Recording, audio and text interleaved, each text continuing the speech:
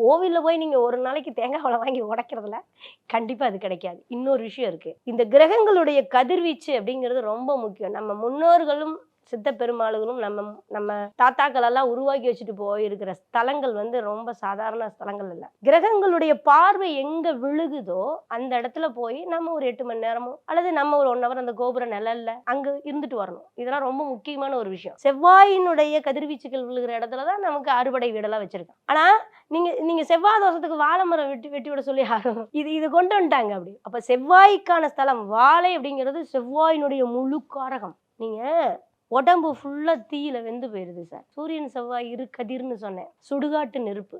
நீங்க அந்த ஒரு தீ பிடிச்சி பாடி வந்துருச்சுன்னா கொண்டு வாழலையில் போடுறானா இல்லையா, அது அந்த புண்ணை அப்படியே ஆற்றும் அல்லது அந்த எரிச்சல் அடக்கும். அவ்வளோ சக்தி அந்த ஹீட்டை இழுக்கிற பவர் செவ்வாய்க்கு உண்டு. அதுகிட்டே போய் பரிகாரம் கேட்டா எப்படி? அப்ப அந்த துவர்ப்பு சக்தி அதுகிட்ட இருக்கு. அந்த தண்டுகள்ல இருக்கிற ஒரு விஷயங்கள், அதுல இருக்கிற நீர், அதுல இருக்கிற பழம், அதெல்லாம் எந்தெந்த மருத்துவ குணம்னு யாருக்குமே தெரியல. This festive season, travel the world with Grand Royal Tours.